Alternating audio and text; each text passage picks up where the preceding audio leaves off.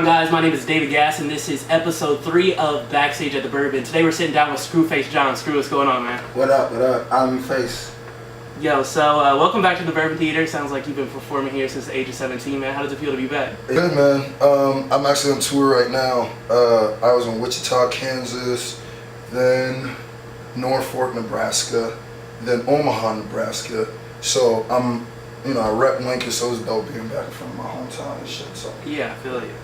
Now tonight it wasn't just a regular performance. You were actually shooting a music video for was that WTF, right? Yeah, what the fuck is you want? I don't know if you can curse. I'm sorry. No, WTF this is an uncut video. So. Okay, what the fuck is you want? What the fuck is you want? So what can we expect from that video coming out?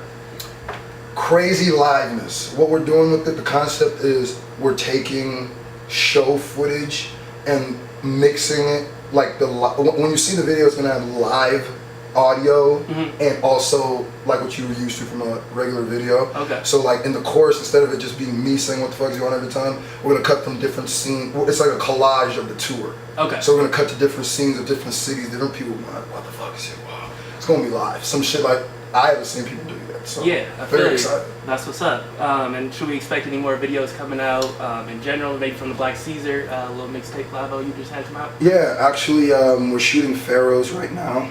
We got like one. Sorry, my voice is kind of. I just performed. We need one more scene to shoot to that, and then we're probably gonna drop a few more. I actually want Black Caesar to be a very visual tape.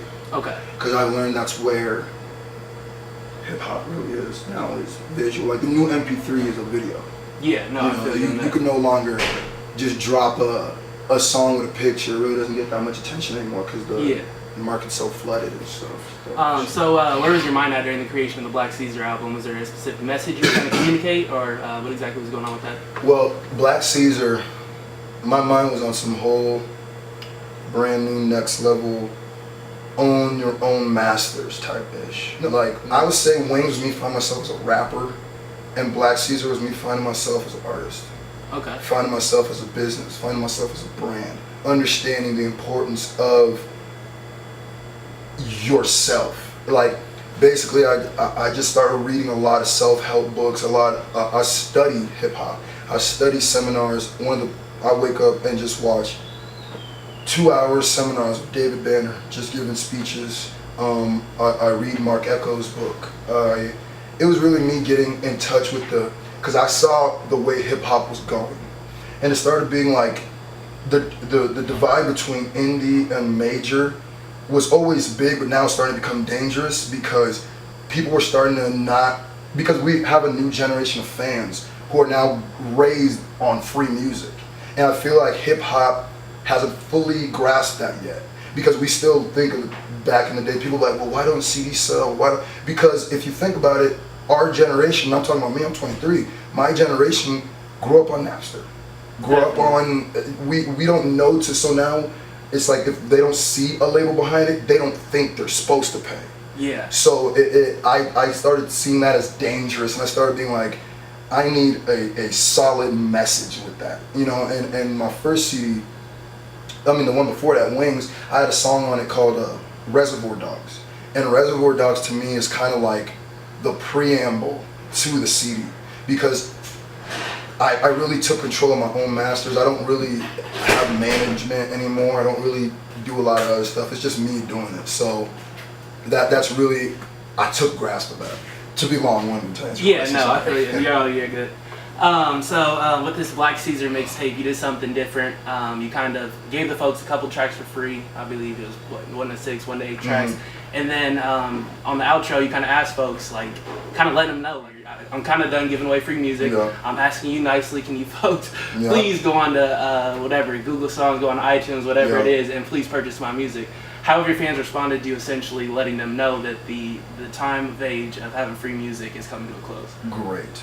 Absolutely great. When it comes to support and like being able to feed my family, this is the best year, like hands down. I feel like my fans were kind of waiting for something like that. I kind of feel like, especially here in Nebraska, I haven't, like, I don't mean to sound a certain way, but I have a big pull here. You know, a lot of people who look up to me and this, that, and the third. So I started figuring that I need to start showing light on everybody, because it's not just me. Like when I do this, I'm showing that everybody deserves this. If you put yourself to a certain level, you deserve it. So there's no reason why you shouldn't be proud to pay. And I'm not gonna act like I made that up. That came from my hours. Before we made Black Caesar, we literally had meetings and some study sessions about where the game was going. Nipsey Hussle really got my attention with his whole Proud to Pay campaign. So I saw him doing it, and I saw a lot of artists see him do it, and because he sold a CD for $100. Yeah, I've seen that. That was crazy. And people were looking at it like, oh, he's crazy. But I feel like a lot of people were looking at it the completely wrong way. They were looking at it, what I was looking at it more, I was proud, because I was like, what that just shows is you don't need labels. Nipsey Hussle has successfully dealt a blow to them. You know, and even if you think of the whole, I would say 2013, 2014, with Beyonce dropping with no promotion, with Jay doing what he did with the Magna Carta Holy Grail just off the cell phone sales. Like, the game has been changing, so I took it as my thing, like, I need to take this on. And not only me, everybody has to take this on, because once a mass number does it, that's when the labels, that's when everybody will start being like, okay, this is the way it's supposed to be. And I think that'll in turn spin the pendulum back around, or flip it back around, where people say hip hop is dead, hip hop is too mainstream. The only reason it is because the mainstream controls the money and controls the support. That's all they care about. That's all really what matters to a lot of people. So if we start now paying the artists that we love, that we support hand to hand, I go sell my CDs hand to hand. I'm not even linking all the time. I'll come down here. I will sell them hand to hand, because I know that picture, I'll ask my fans for a picture. That picture means a lot to them, you know, and it means more than that $10 they gave me for a CD. So it shows, like, you know, when a label, that's not saying I don't want a label. When a label comes and they come with the right thing, it's whatever. But what the fans are doing right now is giving me more bargaining beats. More, when a label does come, they're not going to jerk me, because I know I can generate fandom, basically. Aside from your seminars and things of that sort that you've kind of researched, what have you done to kind of set yourself apart? Well, I specifically learned this new technique. Okay. I specifically learned this new technique where I ask myself, there's a difference between saying you're dope and saying something dope. Now, a lot of rappers have not understood that. Like, for instance, someone's like, yo, I'm dope as a kilo, or something like that. Now, that's you saying you're dope, and that some people might go, ooh, that's hot, you know?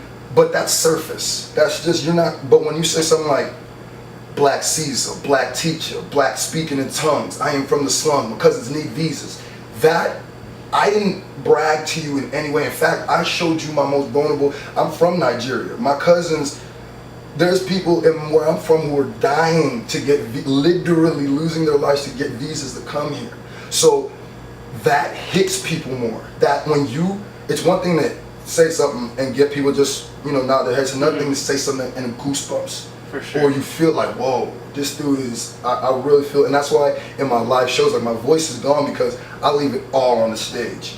I want everybody to feel every single word. I used to do it with the words on it, but now all the words gone. Even if sometimes I freestyle new lyrics for where I'm at. I'll put in, like, tonight, I say you won't sleep, I say we at the Bourbon, something, so I don't remember what I said. But we did it, it's live. So that's what I've been trying to do, besides just writing rhymes. It's studying the game, it's understanding the game, it's the knowing the theories of the Dame Dashes, the Leor Cohens, Russell Simmons, the Rick Rubens. You're just really knowing, because I study the game in every degree of the game, because I don't have management, it's just me, you know. So I gotta be my businessman, I gotta be my promoter, I gotta be my show booker, I gotta be the artist, whatever, all that stuff. So basically, the more things you know, the more masters you own. That's how I separate myself, is by trying to own as many masters as possible. Yeah, no, I feel you on that for sure. All right, so I followed you on multiple social media pages. You got your little Facebook going on, Twitter. But one thing that has caught me off guard is your use of the N-word on multiple occasions. Now, granted, you're a rapper. Everybody uses the N-word in the rap game. But you've used the hard R on several occasions. Feel free to put it in context. I don't want to come at you crazy, but Never. I feel like that deserves a little bit more of an explanation than just the 140 characters that Twitter grants you. Well, I'm so glad you're asking me about that. Well, it's funny because it really started after the Donald Sterling thing and after the Justin Bieber thing. Because I'm a very cerebral person, always thinking, always constantly questioning why I believe things, why I see things. And for my whole life, I've been just taught black people get to say it, white people don't, right? And it's a term of endearment. So you could just say as a black person. So I started questioning myself because so many people ask me why can they say it and I can't. I mean, I can say and they can't. Or why can I see my fans, white fans, why I get mad if they were singing my lyrics? Yeah. So I started doing a new thing where I just say ER because I want to make people, I want to see if people are actually uncomfortable with the word or are they uncomfortable with the people. Because then in itself, you ask yourself, if you're uncomfortable with me saying nigger, you're racist. And you're black, then you're not mad at the word, you're mad at the people saying the word. That's racism. Yeah, and the funny thing, it's funny that you say that because I actually, as I was going through your Twitter feed, I noticed that there was really nobody kind of coming back at you. Like, there was really no response to you using that term. Scroll down the side, I mean, as I scroll down on my timeline, I see that, I'm like, That's my thing, is I'm trying to make people as uncomfortable, because honestly, I don't know why I use the word. I don't know if I should, if I shouldn't, so now I've just started saying, no, I'm just gonna say nigger, and if it's uncomfortable, then nobody should say it. Then that should be the end of the word, period. Feel you on that. Well, excuse me, that wraps up episode 3 of Backstage at the Bourbon. Scru, thanks for coming through, man. Definitely. Really good show tonight. I'm sure we'll see you back soon. Definitely. I love the Bourbon Theater. Bourbon Theater, man, I've been performing here since I was 17. I've opened up for some of the biggest people. It's given me a lot of opportunities, man. I love this place, so we're gonna come out. It's Bourbon Theater all day.